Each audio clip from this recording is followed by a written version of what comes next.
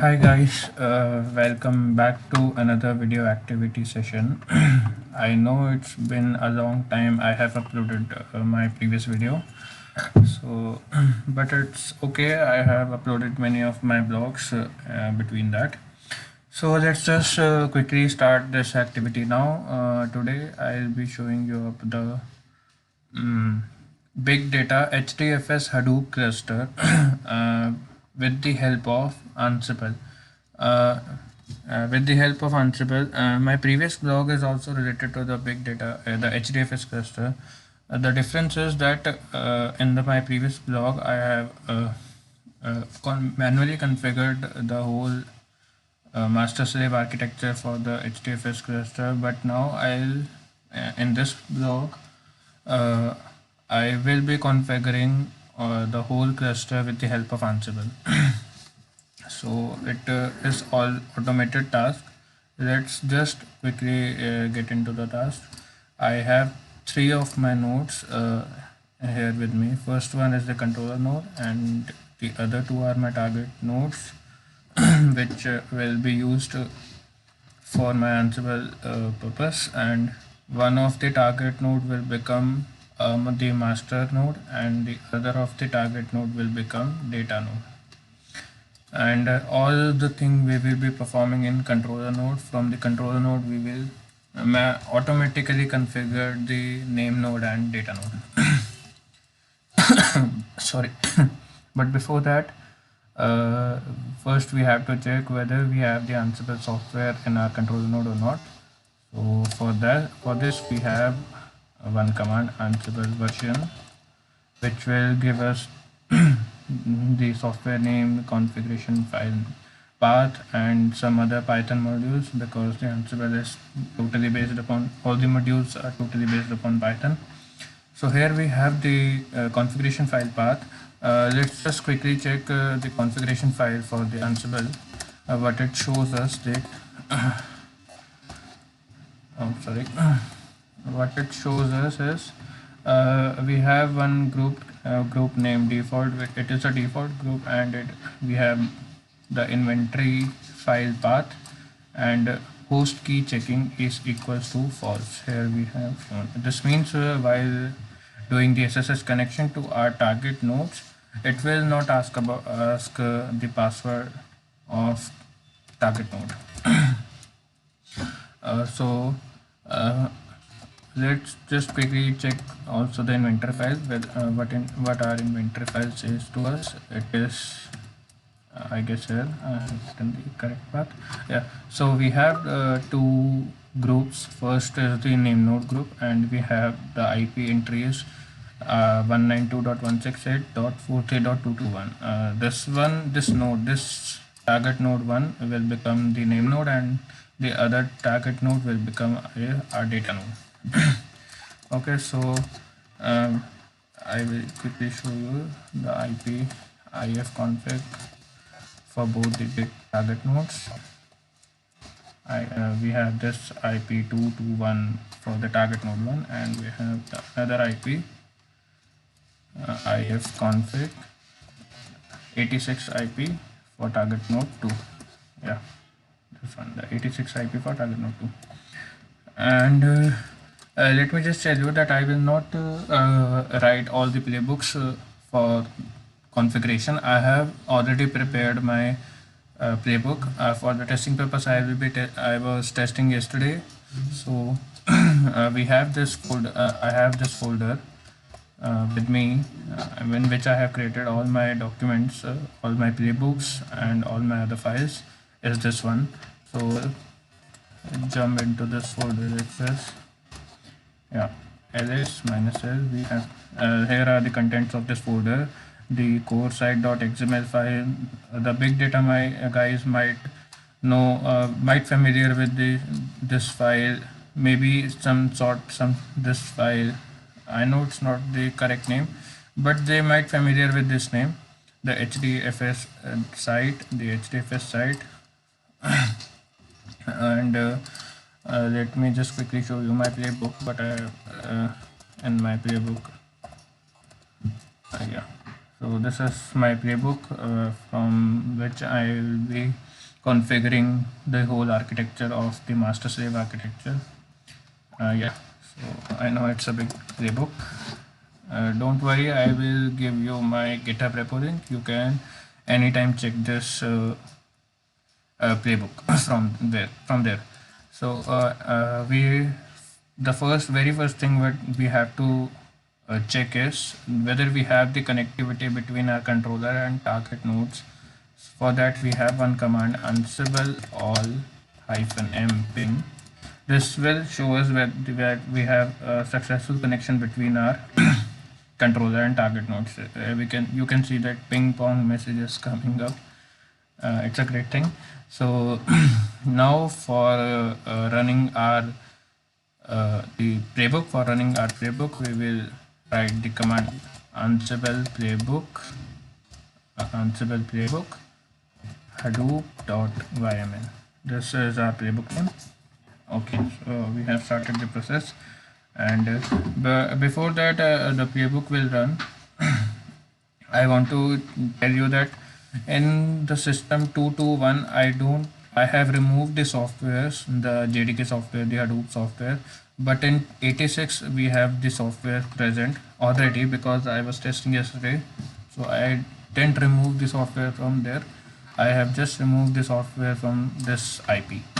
So you can see that the change status is coming up for this IP only, and this it is green. Okay, it is showing us the green because we have already present our softwares in that. And so we can check that from our control node the software of JDK is just copied into the target node 1, which will become our data node, name node, and same the Hadoop software is also copied from our controller node to target node 1. Similarly it will become our name node. And what is this error saying is so yeah, I have put up one condition that whether the JDK is present in my target nodes or not. So this error is coming up because in 221 system the JDK is not present. So the JDK is not present. It will show us the error, no such file or directory. I have run this command to check the Java version. So it is showing it no such file or directory. The message is coming up. And why I have put it up? Because I don't want to be I don't want that it will again go and install the JDK softwares in every time when I run the playbook.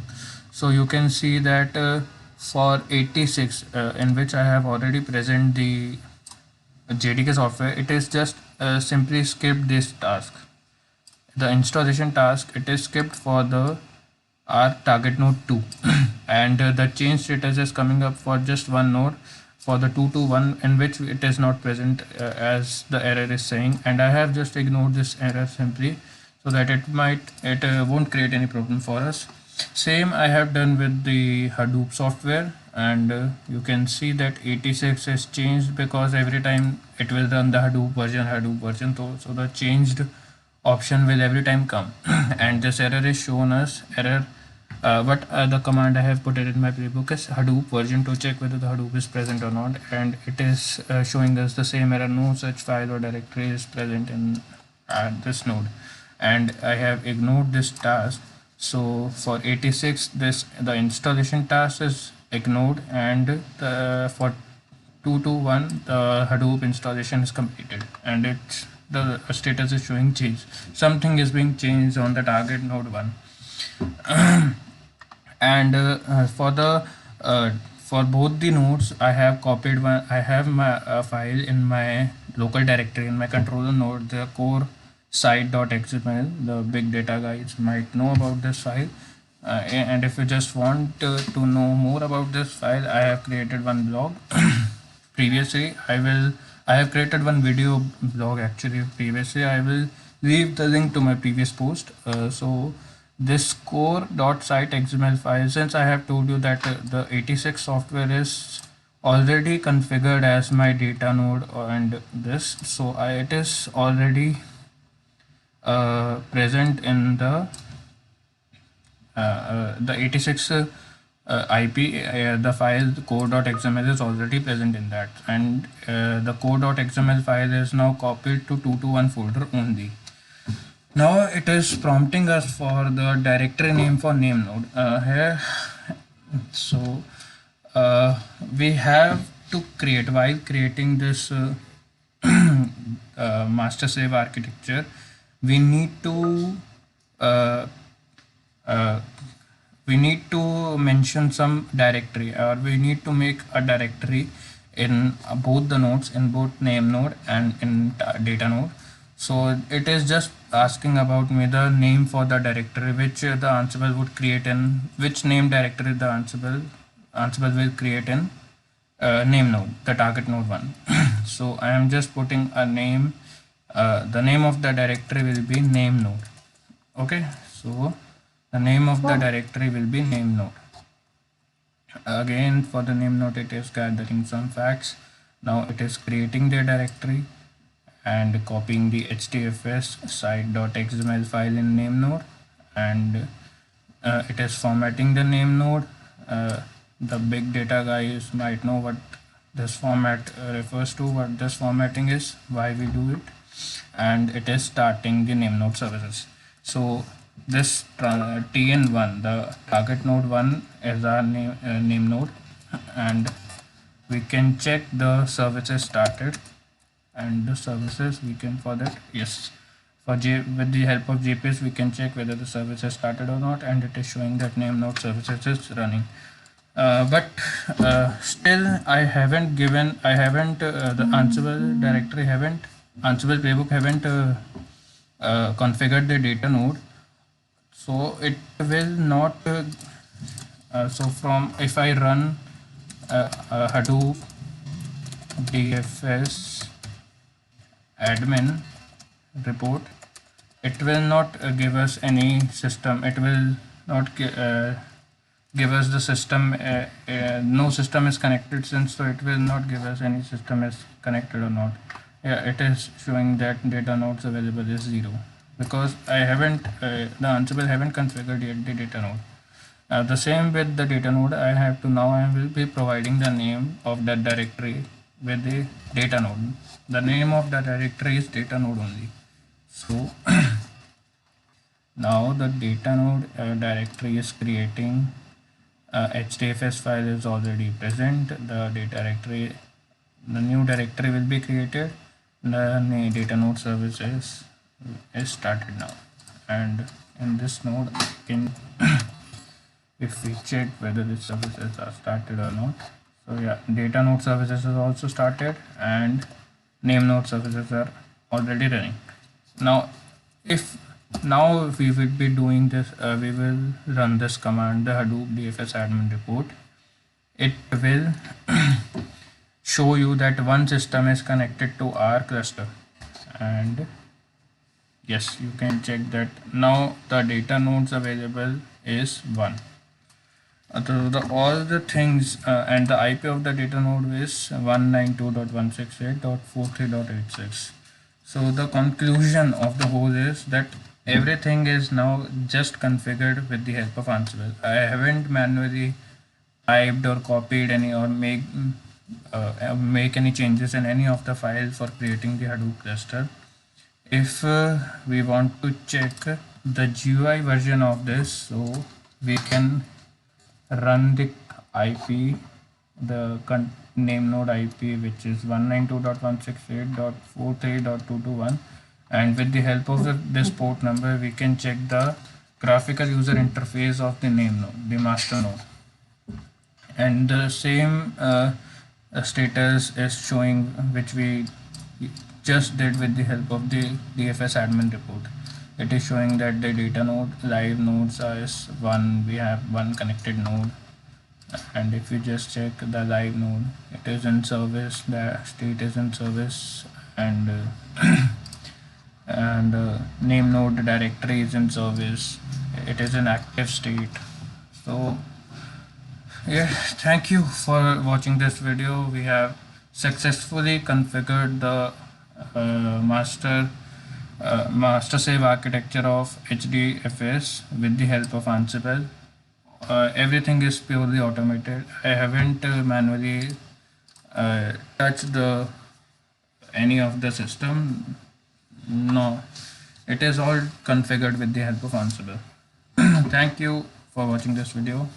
And for those who don't know the Ansible, I am just preparing a one blog which will tell you about some use cases. Also, I will put the previous video link for the big data.